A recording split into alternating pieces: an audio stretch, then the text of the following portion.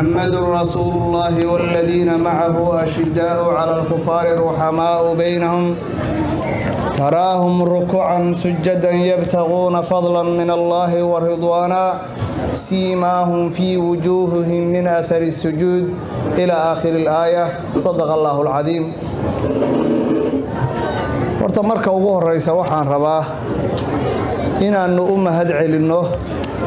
dadkan culimada oo magaaladan degan gabdho iyo wiilal iyo oday iyo maamo iyo kulli xafladan aadka u qiimaha badan oo nabiga calayhi salaatu wasalaam saatan u diyaariyay oo intaasoo kharash geliyay oo intaasoo waqti geliyay waxay ku tusinaysaa xusn niyahooda ayay ku tusinaysaa waanu u mahad celinayna ilaa waakii nabiga calayhi salaatu wasalaam qofka aan dadka ku shukrin iyo qofkii ihsaan u sameeya qofkaasna ilaahay kuma shukriye marka aad baanu ugu mahad celinaynaa ilaahina waxaan u weydiinaynaa kulligood ilaahay inuu nabigiisa maciisa yeelo calayhi salaatu wasalaam intanada kale oo kala soo qayb gashayna uusan annakana naga reebin macoodanna yeelo kulligood intaanan nuqdada aanan u socdo aanan gaarin waxaan rabnaa oo culimmadii iga horreysay oo dhan ay taabanayeen maqlayseen oo ku celceliyeen in de xafladda nabiga calayhi salaatu wasalaam mawlidka shay wanaagsan ay tahay looga hadlayo nabiga calayhi salaatu wasalaam siiradiisii iyo habdhaqankiisii looga hadlahayo marka xaasilka markii aan isku keeno waxa weeye intii hadda culimmadu noo sheegaysay dee meeshan waxa lagu hayo waa siiradii nabiga calayhi salaatu wasalaam wixii dee culimmaha ay arkaysiin oo hadalkii noo soo dhammeeyey qof wax munkara ka hadlaya miyaa jira qof wax aan wanaagsanayn ku tilmaamaya nabiga miyaa jira calayhi salaatu wasalaam iyo amdaaxdaas nabi ammaankaayoo wanaagsan waxa saddexaad oo uu soo weheli kara waa tasaduqa dadkaas mu'miniinta ayoo wanaagsan oo muxibiinta ay la baxeen saddexdaa shay marka midna la isweydiin mahayo waa waxay dee culimmadu ay noo sheegayeen idan marka dadkan aad dhibaatada badan ay uga taagan tahay oo mashaakilka badan uga haysata mawliidka oo qaarkood aad moodid aad inay xaraj iyo dhibaato iyo ay ugu hayso maxay dacninhayaan ilaa qofna iskama indha tiri karo dee siiradii nabiga calayhi salaatu wasalaam ambiyadii ka horreyso dhan baa ilaahay qur-aankii uga hadlay nebigii baa ambiyadii siiradoodii ka hadlahayay kutubtii mastuur ku tahay sadaqada inta qur-aan ku soo aroortay hadda ka hor baan qolooyin iswaraysanay oo waxay yidhaahdeen annaku waxaan ma diidanin laakiin meesha aan diidannahay waxa weeye waa mawcidkan iyo bishaan iyo sanadkan maalin kasta lala fiirsanayo sida aad ogtihiin maalin lama fiirsado hadda sanadkii hore iyo sanadkan ma isku maalin baa la dhigay mawlidka xataa bisha rabiic awal markii la fiiriyo magaaladan la joog maya oo maalin mucayan oo gooniya lama fiirsado haddii xataa ay dhacdo maalinba in lala fiirsado kaba soo qaad ama maalin 8 ha noqdo ama maalin 10 ha noqdo ama maalin 12 ha noqdo haddii maalin lala fiirsado sideedaba zamanku ma waxbuu xarimaa aan isweydiin haddaan muslimna zamanku annaku ma waxbuu naga xarimaa ilaa waxa uu xarimay waa ilaahay iyo rasuulkiisa bal waxay axaadiistii caddaynayaan xilliyaalkii ambiyada qaybo ka mida ilaahay uu nicmo siiyey in la qaabil siiyey shukri joogta ah oo ku beegan maalintii waxaad arkaysaa caashuuro soomkeeda maalintaa nebigu yidhi hal sano baa dembigeedii lagu dhaafaya hal sano waa hal maalinoo soom sunno ah soom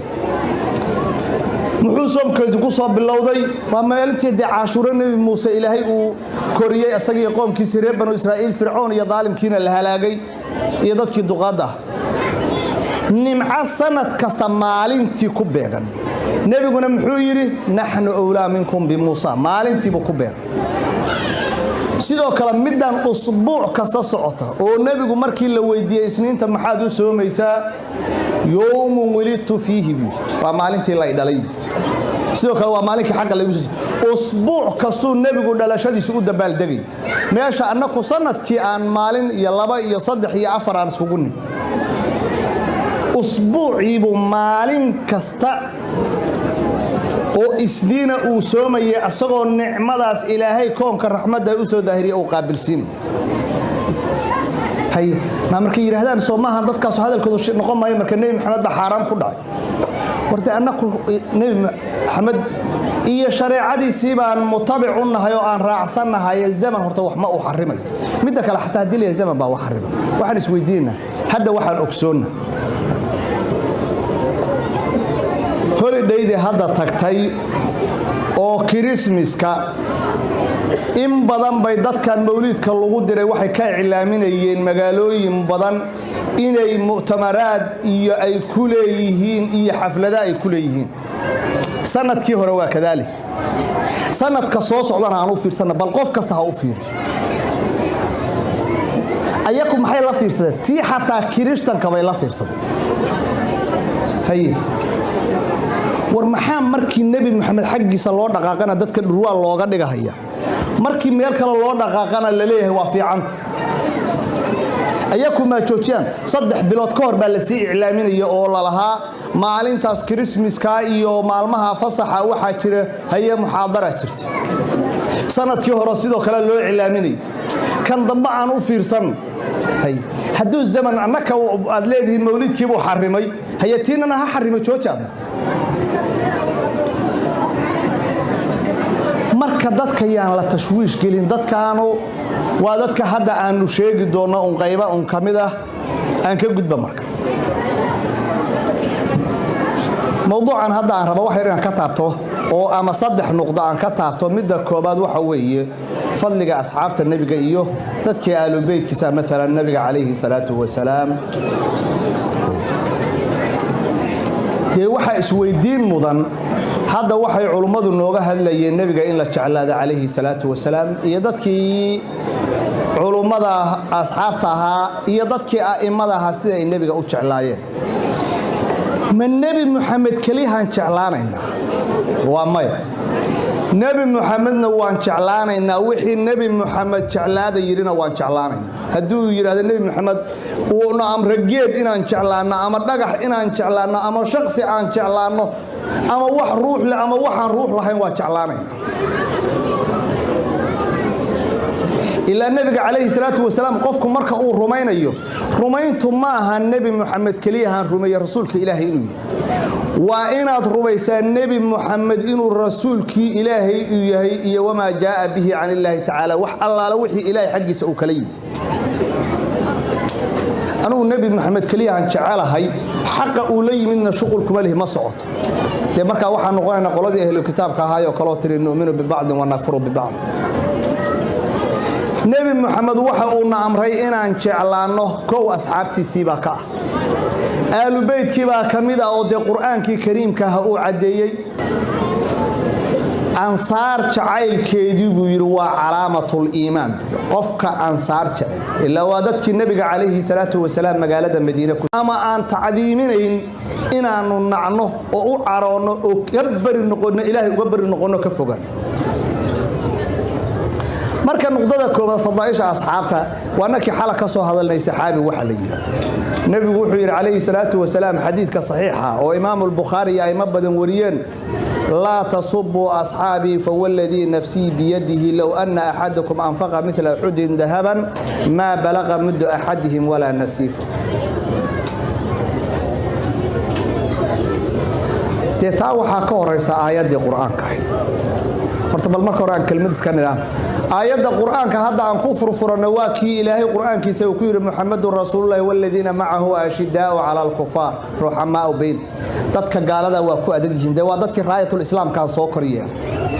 waa dadkii islaamka maanta halkan soo gaarsiiyay wixii asxaabtii un ka dambeeyay hoos buu islaamku u socday ogaad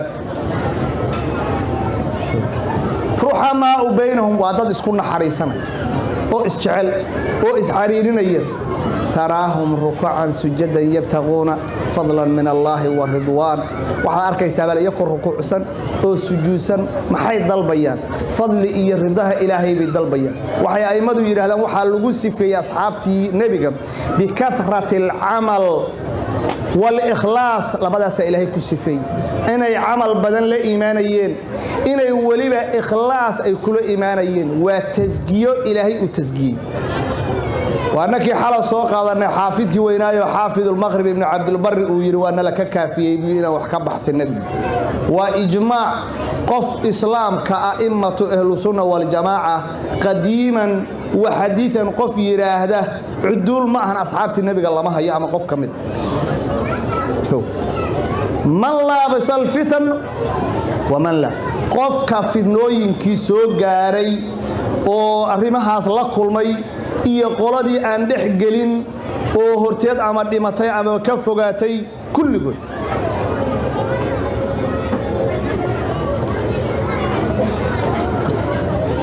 مثل ما لسيول إلهي محير ذلك مثلهم في التوراة سيدا هذا القرآن كتل مامي توراة نصاص أصحاب النبي قال قتل مام ومثلهم في الإنجيل كزرع أخرج شدأه فآزره فاستغلظ فاستوى إنجيل وحا لغسي فيه إن أصحاب النبي قال الله متى الزرع يا أبوه قفك هل مربا ميل كل بدنيسا أخرج شدأه لامبو صوصاري والان عقاره ضبيشي ووضه فآزره حقا بيسا فاستغلظ مركز دم أضيق بين نقونيسا فاستوى مركز دم هو بجيد وين oo mira bixinaya oo sabool bixinaya wixii awal laanta yarta ah waloogi asxaabta nabiga maalin bay laba ahaayeen maalin bay saddex ahaayeen maalin bay 10 ahaayeen maalin bay kumanaan ahaayeen yu'jibu zuraa'i li yaghiba bihim al-kufar wuxuu ilaahay ku careegelinayaa baalay dadka gaalada markay asxaabta nabiga arkaan cadaawad adag bay u hayaan waan cibi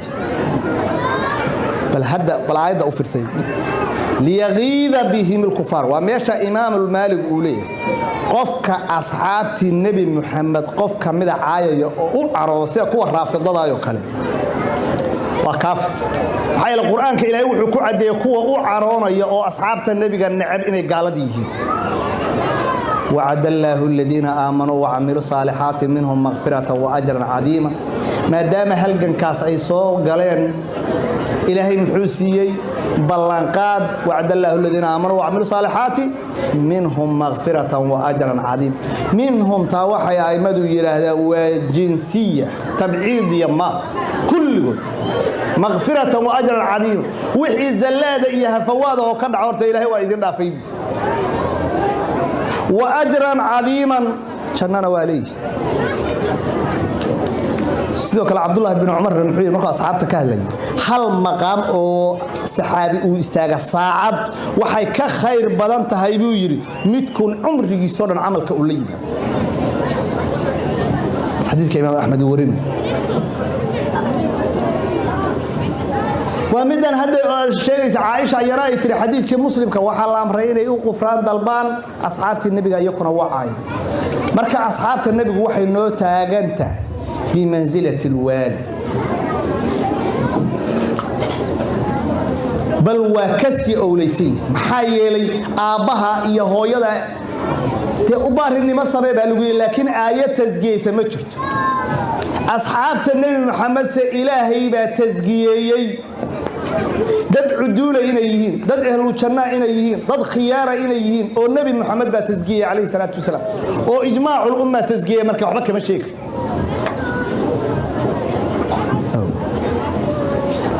aan aadna marka nuqdada saddexaad aan u tagno aad baan u soo gaabinaya inaan xoogaa awal dheeriyo war laakiin afwan dadka de xoogaa bay fadhiyeen maadaama nabiga jacaylkiisa ay u yimaadeen waxaanu jecelahay inta qalbigoodu wali uu wacdiga jecel yahay in la yahay waa dhamaaday qofku waxa asagoo uu xiisa u hayo moogtahay xoogaa qofku markuu daalo waxa laga yaabaa wax badan wixii uu maqlayay uu hilmaamaya ama se maanta niyad fiican uma hayo marka iskana sabra laftiino thawaab badan baa leedihiin jazaakumullahu khayr marka nuqdada saddexaad waxa weeye in la naco qofkii asxaabta nabiga calayhi salaatu wasalaam oo caayahaya oo wax ka sheegaya waxaan hadda saa u leenahay zamankan labadii firqo hadda aan sheegaynay baa hadda soo noolaatay dajaalkii baa nagu soo dhow ilaa nabigu xadiis buu ku yiri qolada khawaarijta oo aakhirkoodu dajaal buu la soo baxaya waa sahankiisi waa nahayaan kuwii shiicada ahna hadday soo noolaadeen waagii hore meelahooda ziyaaro iskaga hay jireen oo meelahooda wuxuu iskaga karsan jireen hadda waa soo noolaadeen wad ogtihiin caalamka islaamka internetyadaas qofka gala wuu qaracmayo dadka kule oo muslimka waa wadamada hadda islaamka waxaan ka hadlayno midka Sacuudi jooga midka Masar jooga midka Syria jooga midka Soomaaliya jooga midka Pakistan jooga mid Raashiyana baan hamin dheer arkay oo tawxiidka loo laqinay ka war waa dad hadda muslim ma ka hadlayo qof hadeer soo islaam ma aha waxaan ka hadlayaan gabdhaha iyo dhalinyarada qaarkood aysan mood waa dad kaab iyo say muslim u ahaayeen leeyihiin wixii hore tawxiidka naga hore waa ku khasirnay Abu Bakar iyo Aisha iyo Hafsa iyo xaasaskii nabiga iyo Umar iyo dad wanaagsan u haysanay munaafiqiin bayna ahaay hada waa kelmadaas taasaan nagu xambaaraysa marka inaan ka digno maxaa yeelay nabigu calayhi salaatu wasalaam waad aragteen wax allaala wixii de rususha quraanka kariimka markaad fiiriso nadmiga iyo xikamka cajiibka oo ku socdo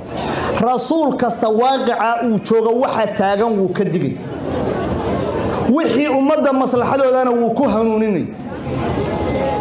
war waxaan idin leenahay aalu beedka nabiga calayhi salaatu wasalaam waa waajib in la jeclaado waa kuwa ilaahay yiri inma yuriidu Allahu liyudhiba ankum ar-rijs wa kuwa Abu Bakar uu yarqubu Muhammadan fi ahli bayti war nabi Muhammad aalu beedkiisa ku ilaaliyin qofkii nabi Muhammad jecel waa inuu aalu beedkiisa jeclaado waa inuu magaaladiisa xataa jeclaado waa inuu masjidkiisa jeclaado waa inuu asxaabtiisa jeclaado qofka nabi Muhammad jecel waa inuu jeclaado marka laba mas'alaba waa khalad in asxaabti nabiga calayhi salaatu wasalaam maantay Abu Bakar oo islaamka lagu ijmaacsan yahay waad maqlayseen hadeer culumadii naga horeysay radiyallahu anhu waxay ka hadlayeen oo Abu Bakar oo Umar yiri maalin iyo hameen Abu Bakar ka dhacday baan umrigayga dhan bahalay shakir سيد علي نمحو يري markuu reer Kuufa khudba akhrinayay ayuha naas ma nasja'u naas bi war dadka yaa ugu geesinimo badan reer Kuufa markaas waxa la yiri anta yaa amirul mu'minin markaas mayr aniga ma anu qofkii mubaaraza iyo aan dagaal iskaga hornimaano waa u garsooraabay amaalkiisan marsiya waa kala baxna laakiin waxa noogu geesinimada badan buu dadka ugu geesinimada badan buu waa Abu Bakar buu waa ninka lagu aaminay buu dagaalkii Badr buu teendadii nabigu ku jiray yaa nabiga waardiyay inta la isfiiriyay hada Hamza jooga ugu Sayyid Ali gaana jooga ugu Umar waa jooga waxa rag ajilaa waa jooga kulli Abu Bakar ba kaga hoyo wiilkiisa oo dhalay waxa Cabdiraxmaan bal asaga iska dhaaf waxay qaraayimada yiraahdeen ilaa 300 oo nin geesinimo waa u dhigmay baa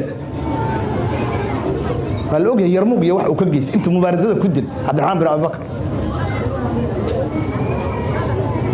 laakiin aabis maalin ku yiraahdo ilaa dagaalka Badr wiilkiisa Cabdiraxmaan xaq uu ka safraa oo jeer baa iga hortibay dagaalkii Badr waan ka leexday buu yiri markaas aab haddaan ku arkay anuu kaama leexdeen oo kugu liibaanina arut wiil gaalnimo u dagaalamay maxaa saaka ka gal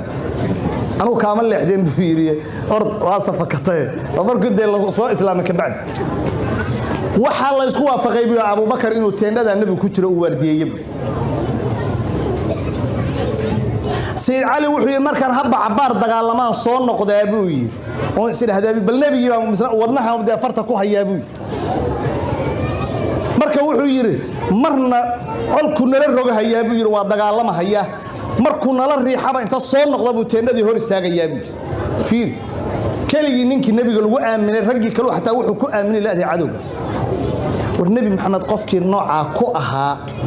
وصاص خلفاء الراشدين تينا أيليهين بامانة الرباصية النبي محمد إنك لحدو مسيب يا قف عن دين بوركه oo aan aadaab iyo akhlaaq midna lahayn inuu maanta afkiisa u ku tahay nabiguna muxuu yahay calayhi salaatu wasalaam wallaahi waxaan idiin sheegayaa hadday nebi maxamed iyo aalkiisa jecel yihiin abubakar bay jeclaalahay waad ogtihiin markii asaga iyo cumar wax yar maalin dhex mareen abubakar baa damcay inuu yahay raalli ah cumarow si cumar waa diiday waa dhif nabigu soo aaday inuu yiraahdo yaa rasuulahay balna dhex gal markuu arintii uu sheegay nabigu waa xanaaqay cumar wali ma iman illa nabiga uu inta ku dhagay uu yiri yaa rasuulahay ana ka gardar سيد عمر بهدو تسعنان طيب أبو بكر أنت كرالي قلي سيابات أنا أقبل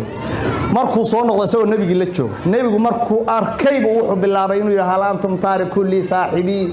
هل أنتم تاركوا لي صاحبي هل أنتم ورميان أن يقتلين بصاحبك إلهي باي صار وائب بين سنة قريش تهين وائب رمي يبي مالك يسيب يقول حرير يبي قبل يسيب يقول يبي فما أوذي بعد هذا مالين تاك بعد قف أصحابتي كمدة هذا هو عمر يا علي يا عثمان يا حتى قدر قف أبو بكر هذا الأول بصدقه كلمات عمر كان أركتين مركو أبو بكر لتشوغ محوها بمنزلة الولد وارت مركي أنصارته أنت قدرتي يرهدين ورنين وين عيدا كان هم جعابة أبو بكر oo ninkii nabigu magacaabay inuu bedelo ay kula hadleen oo uu nabiga u galay Abu Bakar u galay markii nabigu wafaaday halka garkaab intay ugu dhawiyo oo ijafaaliyay buu yiri takiladka ummu hooyadaha ku weyday ma waxaad leedahay buu nin nabi maxamed magacaabay buu yiri bedel buu si Umar waa inda caday xuduudan markuu soo baxay ansaar baa sugaysa adinkana hooyadiin hay weydin naga tag buu yiri balaayad afka noo geliseen warninka asxaabti nabiga qof kamida uusan ku dhicin oo gabdho Soomaaliya iyo wiilal Soomaaliya afka la galayaan ka waram oo maanta la leeyahay munaafiq buu ahaa nabi maxamed waa inda la aamiya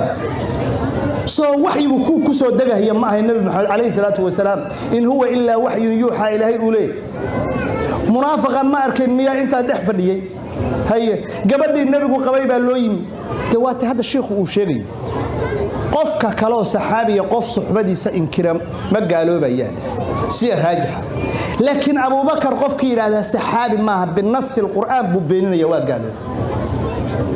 hada Aisha qofkii yiraahdo saxaabari ma ahan soo ma gaaloobin illa intaas oo aayad ba quraanka ku soo degto Ilaahay oo Aisha bariyeen haye بريال بل اسكن في واحد بلي اسلام ما هين بل كورم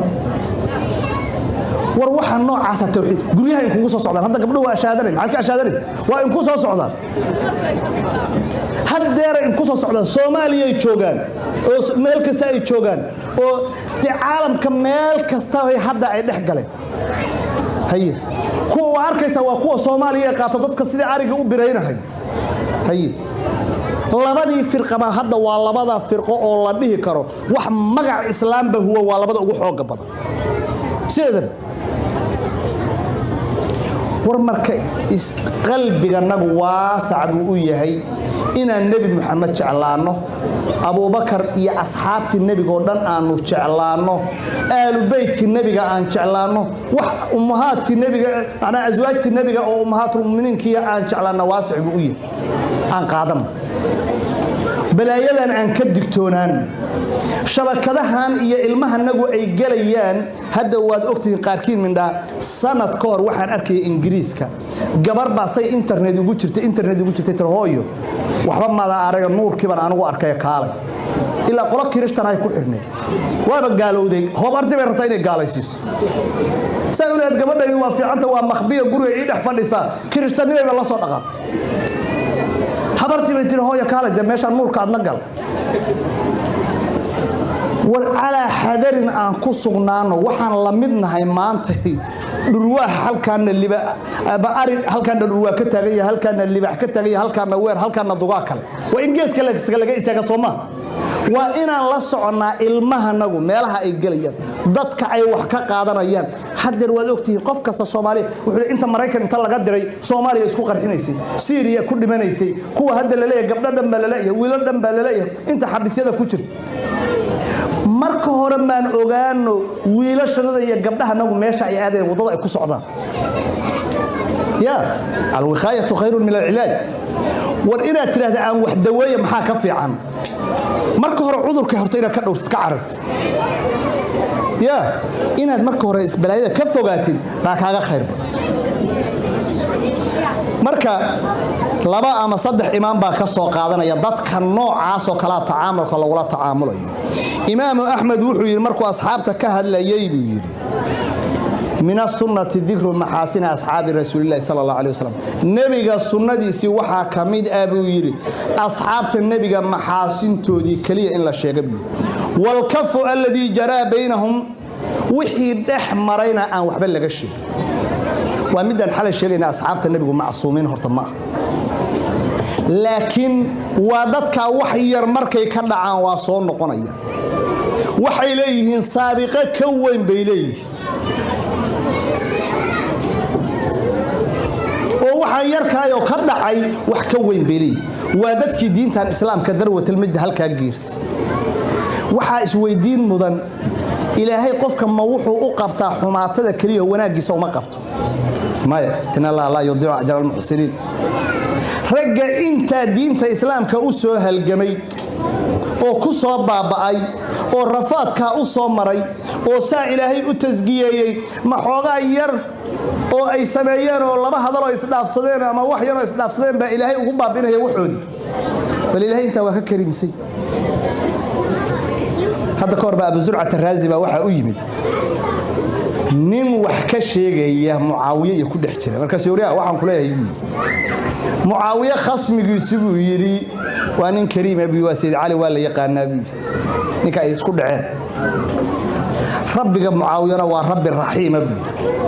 fama dukhuluka baynahuma ma ku dhex galiyay bi labada ya ninkan kariimka iyo ninkan galo kariimka is qabsaday rabbi rahiimana ilayhi ma dhexda ku galiyay bi miskiin warad meesha ka tag marka waa in laga reebtoonaado markaasuu imaam ahmed wuxuu yiri ruuxi asxaabta nabiga caaya oo waaxidan minhu hal mid oo kamid maxaa soo galayaan niri 10 daqiiqo qofkii nabi maxamed inta hor taagnaa ka tag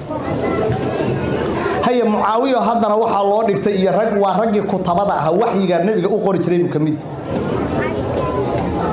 ama hal mid oo kamid ah fa huwa mubtadi'un rafidiyun وابكوا بدعada oo raafidada حبهم سنة بي جعيل كودو وسنة النبي والدعاء اللهم قربه إن لو دعينا وألا دواشو والاقتداء بهم وسيلة ضيشد اللغود دينا وودد إله اللغود جاريي والأخذ بآثارهم فضيلة إيا ثواب إيا خير بلغيه لي آثار تودو اللغود دينا بأصحاب النبي عليه الصلاة والسلام وإمام أهل السنة والجماعة إمام أحمد تيتي حالينا وانك امام مالك sheegay inuu uu yiri kuwan asxaabti nabiga wax ku leexinaya nabi maxamed bay inay caayaan rabeen waa u soo weyday markaas asxaabtiisi aadeen buu waxaan ku soo khatimaynaa maqaaladii xalana aan soo qaadanay oo imaam Dahawi markuu asxaabti nabiga uu ka hadlayo wuxuu yiri hal qof oo asxaabti nabiga calayhi salaatu wasalaam wax ka sheega horta waa ka bari noqonaynaa waxaan u caroonayna qofkii u carooda buu yiri waxaan khayr ahayna lagu sheegi maayo wa hubbuhum diinun wa iimaanun wa ihsaanun bal fiiri asxaabti nabiga oo la jeclaado waa iimaan waa diin waa ihsaan bal fiiri inta isku dar waa run oo de qofka waxa bal asxaabti jecel maxuu calaamadu yahay inuu muumin yahay hadduu san jeclayna inuu munaafiq yahay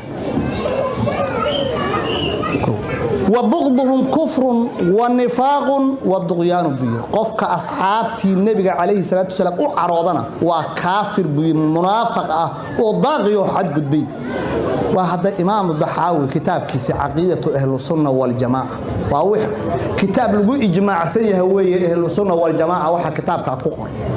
ووحي أئمدي هوري سلف صالح يا أئمدي الرعدي بأي آمن سنايين وذرت القرآن كمركا لقى هذا محالي يري مركي لقاها الليل الفقراء والسابقون الأولون من المهاجرين والأنصار والذين تبعوهم بإحسان وحالي أصحابتي إيا مركي لقاها الليل أياك إحسان يمين لغو مقايدين كل waa muxsiniin asxaabta nabiga calayhi salaatu wasalaam laakiin annaka maxaana la ku qayday qofka khayrka yeelanaya iyo maghfirada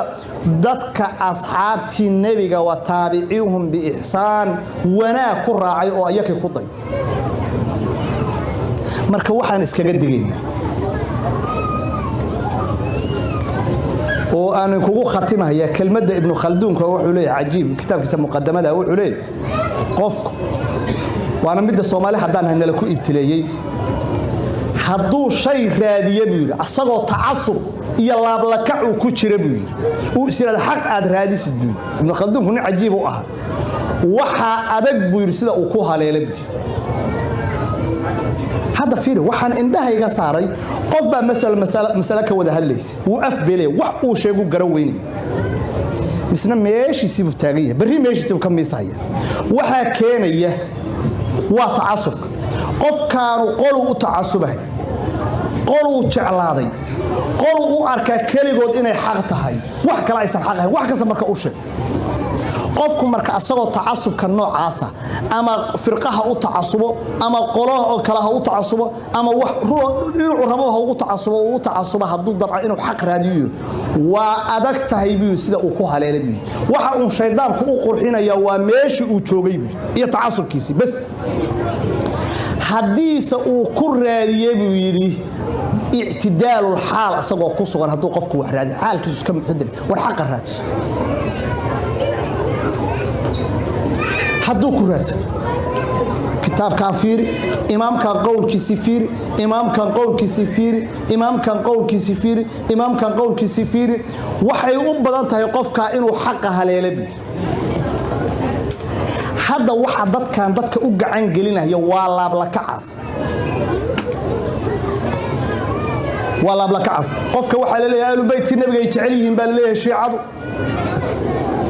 ya بس هراي حاجة فير ما هي ما حد كذب بيقالوا بيت كيف يجعلي إن اللي يجيره هذا أبو بكر يعيمك إن أصحابة النبي عايل يجيره هي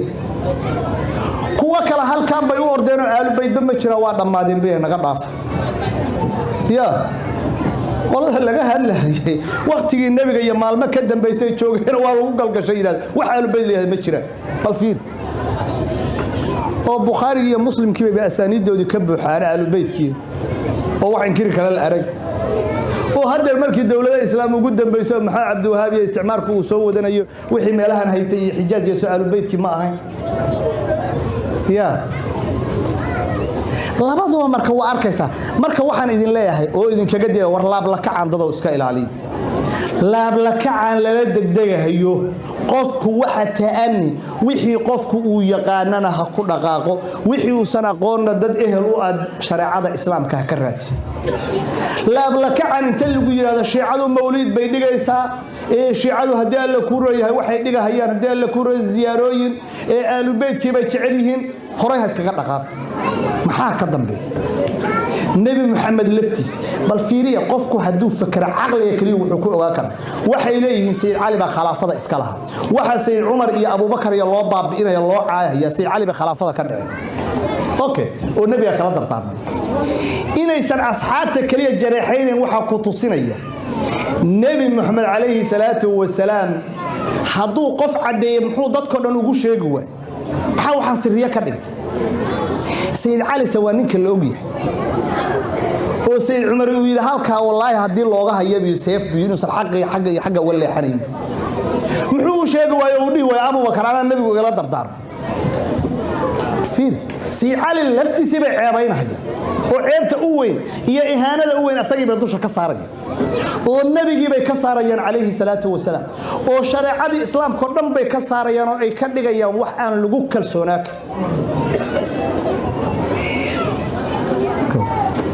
marka taasubka noocaas ayaan la boodin qofku aan miyir ku fiirin oo dadka ahlul cilmiga haloo noqdo oo waxaan idin kaga digaya website-yadan inta la galo wax la iskala talaqinay hadda waxa la bartay dhalinyaradu aaladan la leeyahay smartphone ama hal yiraahdo ama computer hal yiraahdo inma hiya balaa wa musiiba ogaad xaqiiqatan منفعته waxa ka dhib badan boqolkiiba boqol madaradeeda ka dhib badan qof baa mas'alo u baahnaanaya waa garaacaya waa tiraya hameenaa waxaan galaa kuwa carabi ah mararka qaarkood waxaad arkaysaa qof ehlul cilmiya waxaan inuu jawaabayo oo wax uun garanaya ayo qoladu rababa ha raacsana mararka qaarkoodna waxaa isleedahay abbooyaalow qof muslim ah waxaan maba jawaabayba sidiisa afkiisu ma karaan baa la qoray bas qofkii halkaasuu ka helay gabadhu waxay leedahay kombiyuutarkan marka anuu jawaabti ka soo helay wiilku wuxuu ku leeyahay anuu halkaasaa jawaabti ka soo helay war waan idiin sheegaya waa balaayo wadada xaqa idinka dhuminaysa